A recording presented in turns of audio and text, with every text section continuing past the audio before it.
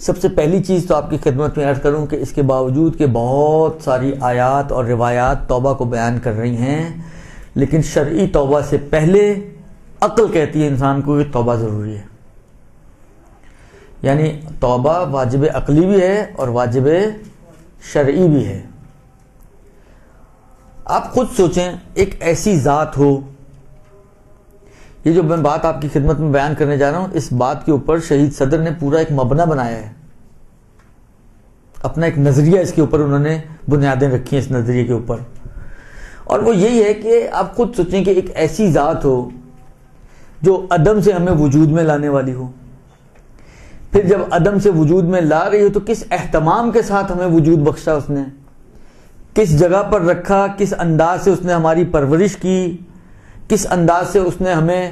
میں آپ کی خدمت میں عرض کروں، ایران کا ایک علمی چینل ہے، ایک دفعہ اس پہ ایک پروگرام آ رہا تھا، اس میں دیکھ رہا تھا کہ ایک پری میچور بیبی 1 مہینہ پہلے دنیا میں آ گیا بچہ. اس بچے کو زندہ رکھنے کے لیے انہوں نے جو مشینوں میں رکھے ہوئے ہوتے ہیں تو کچھ 6-8 قسم کی مشینیں اس کے اوپر لگائی ہوئی تھیں تاکہ وہ ایک انوائرمنٹ کریٹ ہو سکے کہ جس انوائرمنٹ سے یہ باہر آیا ہے بچہ. یعنی وہ ایک انوائرمنٹ بنانے کے لیے کتنی مشینیں اس کے اوپر لگی ہوئی تھیں تاکہ یہ بچہ سروائیو کر سکے، کہ خدا نے ماں کے اندر وہ سارا سلسلہ قرار دیا ہے.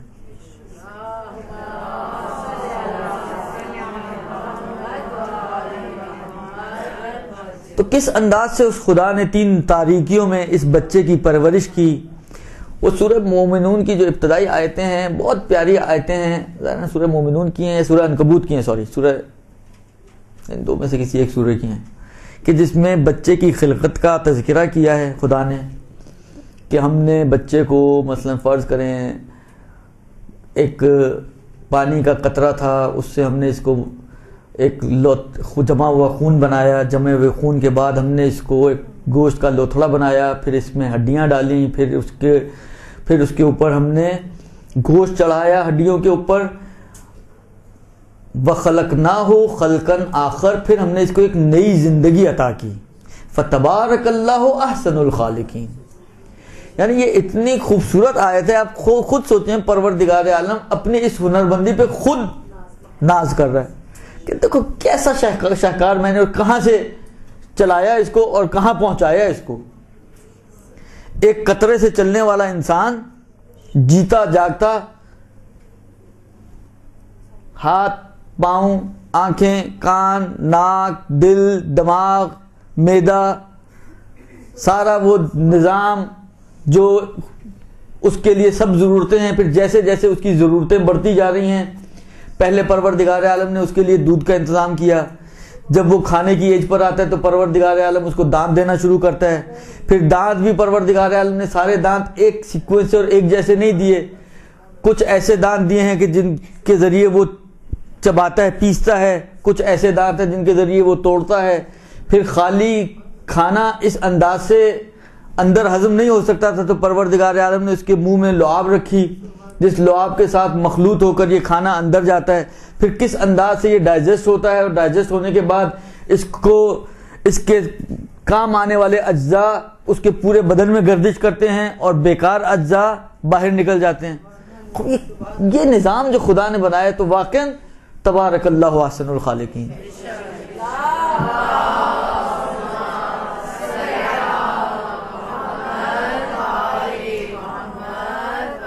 تو ایک ایسی ہستی، ایک ایسی ذات، پھر یہ تو ایک انسان کی خلقت ہے، پوری کائنات کو پروردگار عالم نے اس انسان کے لیے خلق کیا.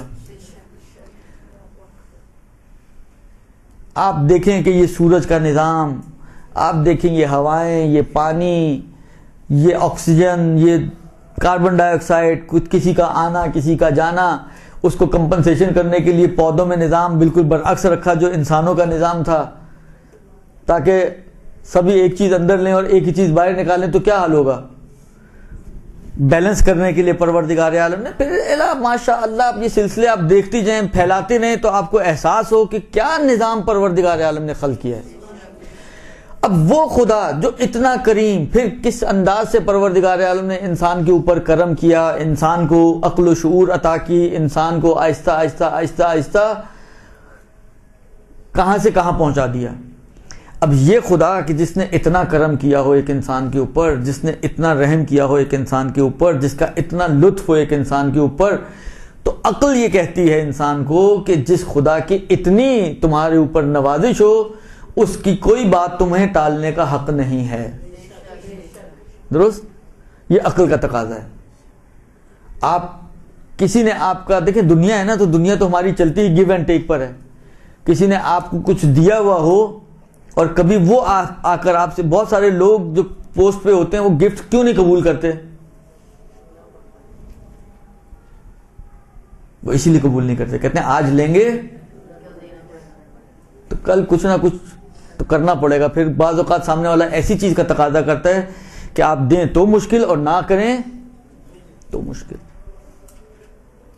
تو وہ ہستی جس نے ہمیشہ دیا ہی ہے، کچھ لیا کبھی بھی نہیں ہم سے، اس کی ہمیشہ عطا ہی رہی ہے، تو عقل کہتی ہے کہ اس کی کسی ایک بات کو بھی آپ کو حق نہیں ہے کہ آپ اس کو نہ کہیں۔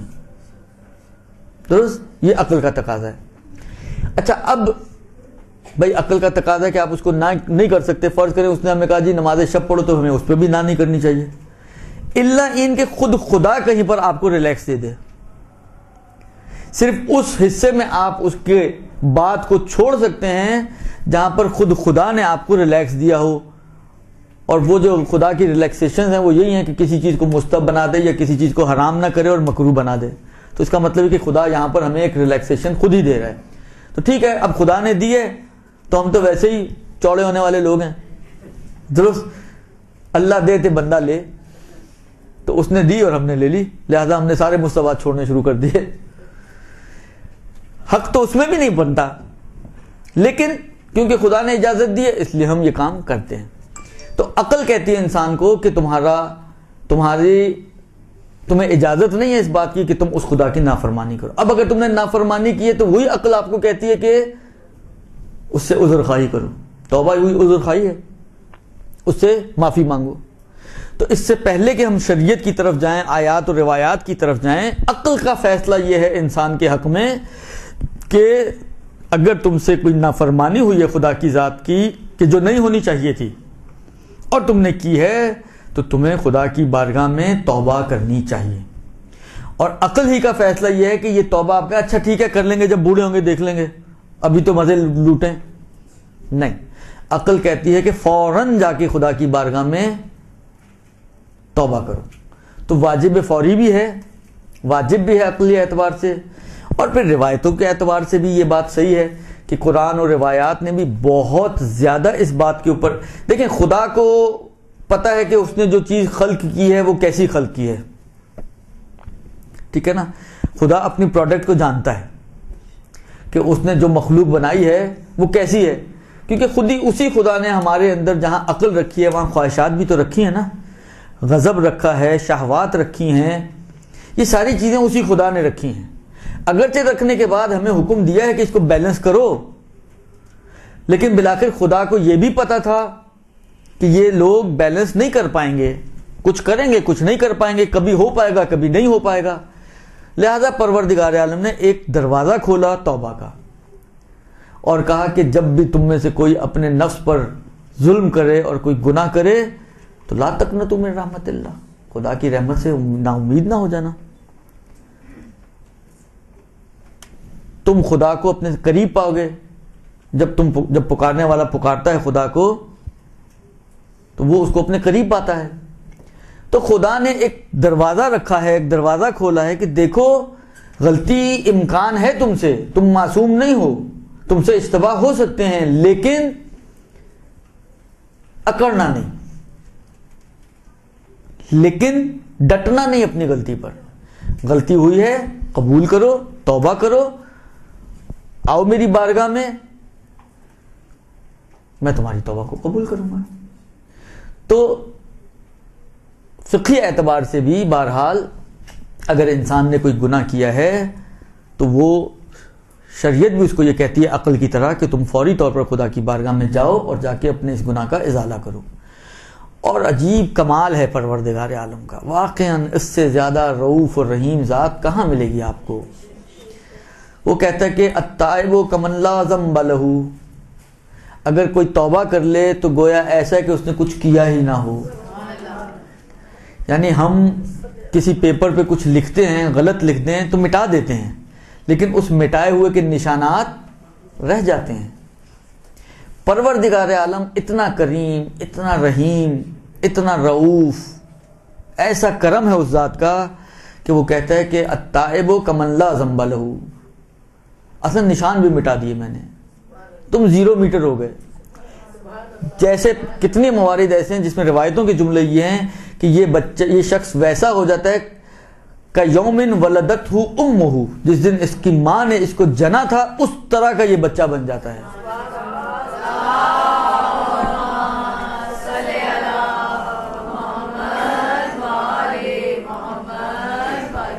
اور فقہی اعتبار سے بھی اگر کوئی شخص گناہ کرتا ہے تو پروردگار عالم سے اگر وہ توبہ کر لے تو اس توبہ کے ذریعے اس کے گناہ، یعنی اس کی توبہ قبول ہے ظاہری اعتبار سے، اور وہ فرض کریں گناہ کی وجہ سے اگر فاسق ہوا تھا تو اس توبہ کی وجہ سے واپس عادل بھی بن جائے گا.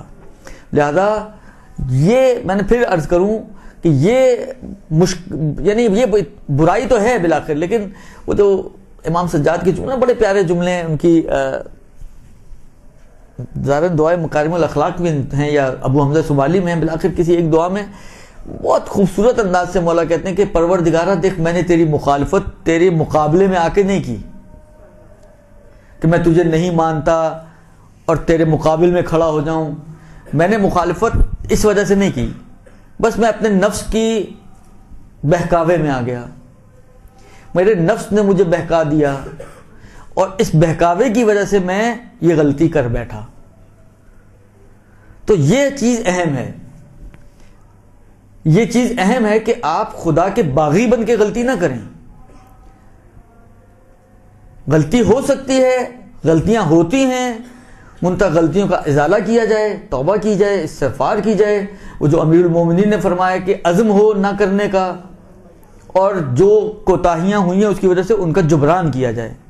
یہ 2 رکن ہیں اصل، کہ آئندہ نہ کرنے کا عزم ہو، گزشتہ پہ پشیمانی، آئندہ نہ کرنے کا عزم، اور جو کوئی ذمہ داری اگر گردن پر آئی ہے تو اس ذمہ داری کو اتارا جائے اور اس کا جبران کیا جائے. یہ ہے اصل توبہ. اگر اس انداز سے انسان توبہ کرتا ہے، یعنی واقعاً عرفہ کے میدان کی روایتیں آپ اٹھا کے دیکھیں، مولا کہتے ہیں کہ بدبخت ہے وہ شخص کہ جو عرفہ کے میدان سے نکلے اور اس کے دل میں صرف اتنا احساس ہو کہ شاید میں نہ بخشا گیا ہوں. یعنی یہ بھی جرم ہے، وہاں سے نکلتے وقت اگر کسی کے دل میں اتنا سا بھی خیال ہے کہ شاید میں نہ بخشا گیا ہوں، یہ جرم ہے، یہ ظلم ہے. لہذا خدا نے جو دروازہ کھولا ہے وہ کھولا اسی لیے کہ خدا معاف کرنا چاہتا ہے، خدا توبہ کو قبول کرنا چاہتا ہے. لہذا انسان سے اگر غلطی ہو جائے، گناہ ہو جائے، تو وہ اس گناہ کا ازالہ کرے اور اس کی توبہ کرے. توبہ کو ڈیلے نہ کرے کہ جی چلو دیکھ لیں گے، چلو، کیونکہ وہی والی بات ہے، میں نے کہا نا عقل بھی کہتی ہے کہ فوراً کرے توبہ. کس کو معلوم زندگی کب تک ہے؟ جب تک آپ ڈیلے کرنا چاہ رہے ہیں آپ کو موقع ملے گا توبہ کا یا نہیں ملے گا، مہلت آپ کو ملنی ہے یا نہیں ملنی ہے. آخری حالت میں آپ کو آپ کی زبان نے اس قابل ہونا ہے کہ آپ توبہ کر سکیں یا نہیں ہونا، یہ تو کچھ بھی نہیں معلوم نا.